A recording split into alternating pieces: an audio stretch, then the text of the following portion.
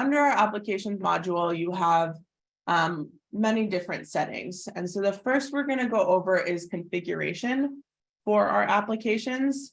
You will remember that we went over configurations for arthropod surveillance last week. This week, we are going to first start with configuration for applications.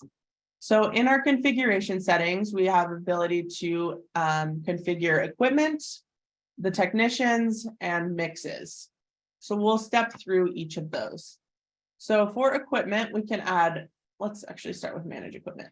We can manage our equipment, and everyone has sort of a default set of equipment that is in the gateway.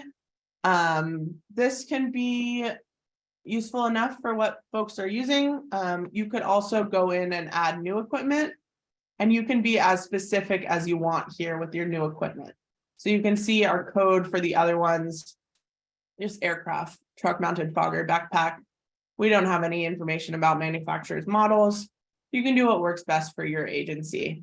So say, if you were an agency that had like very specific things you can put, or if you number your equipment, ULV, whatever, something like that. If you have a system at your agency, go ahead and input your codes here. You can have manufacturer model serial numbers if you have one. This can be helpful for down the line, but it's up to you if you want to incorporate all of those things. So we'll add our new equipment, and then when we want to go back and manage equipment, we'll see our new ULV. Can you tell I don't do applications? So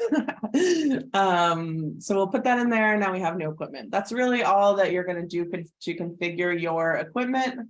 And then we'll move on to configuring technicians. So your technicians, you will have a list of technicians for your agency. So this is the list of people that are registered in your agency.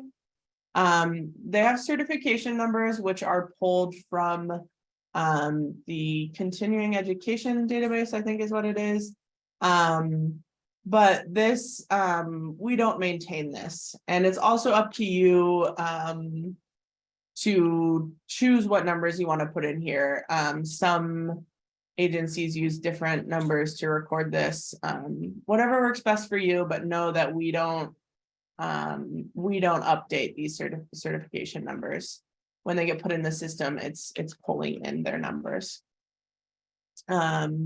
So that for us, it doesn't really matter to us what the certification numbers are.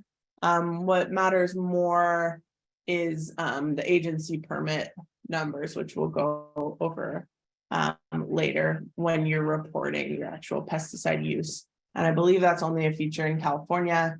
But we'll go over that in a bit. So we can also add new technician. So let's say we wanted to add me. Oh, I can't type. And I don't really have a number. I'll just type some random numbers.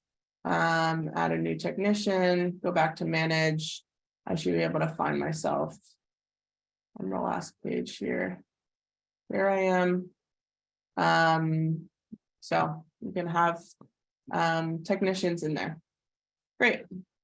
Now the last part of our configuration is our mixes, and this is very critical that you do this with a lot of detail.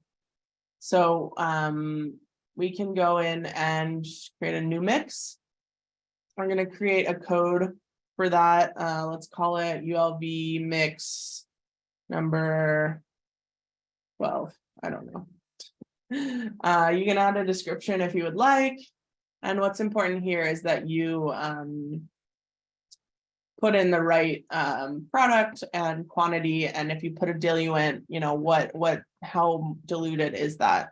So if you want to start typing, this is going to pop up with the approved pesticides that you can use. the registered products. So I don't know, I don't do this, so I don't really know what all these are. We'll call unicorn, sure, don't know anything about it. You can change the units that you use, so this is volume or weight. Let's say fluid ounces, whatever, let's say we do 8 fluid ounces and we want to dilute that with water. And we want to do, I don't know, 1 part that and 3 parts. Was that 3? Yeah, 3 parts water. That could be our mix. And we can add that mix. So you want to make sure you're doing this correctly as you add your new mix, because this down the line is what you're applying and recording.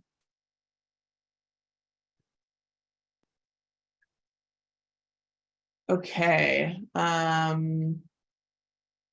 So we can manage our mixes. We can see there's a lot of mixes here that folks have used. I believe why some of these say edit and then some have delete. If you use these mixes in your applications, it's not going to let you delete them because we don't want to lose that data. So whereas like the one I just created, I could delete because I haven't used it yet.